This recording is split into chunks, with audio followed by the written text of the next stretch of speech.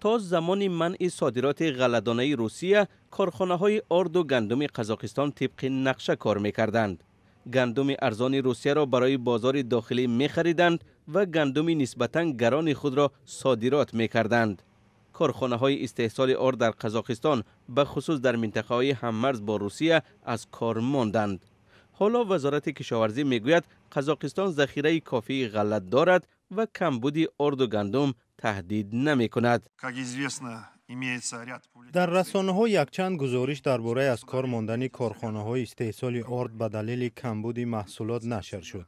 تأکید می‌کنم که در این مسئله کمبودی وجود ندارد. کشور به قدر کافی گندم دارد.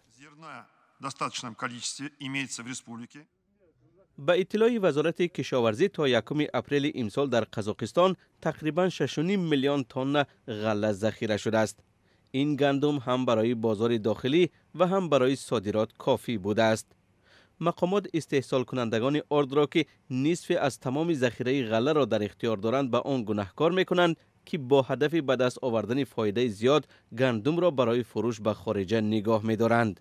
از همین سبب صادرات بیشتر از 1 میلیون تن گندم منع شد.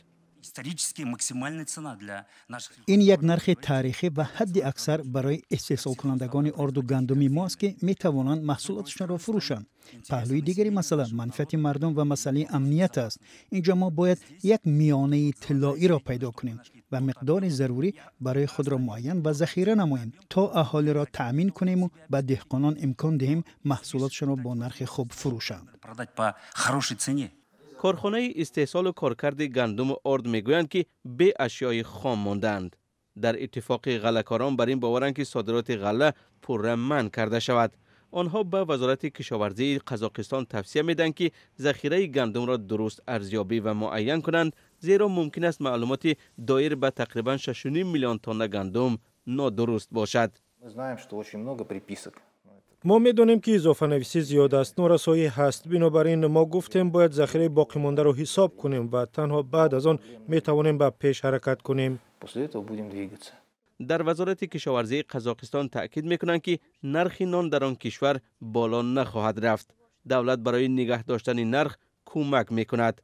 محدود کردن صادرات گندم به کشورهای همسایه که از آرد قزاقستان وابسته‌اند سخت تأثیر خواهد کرد. یکی از خریداران اساسی گندم قزاقستان تاجیکستان است.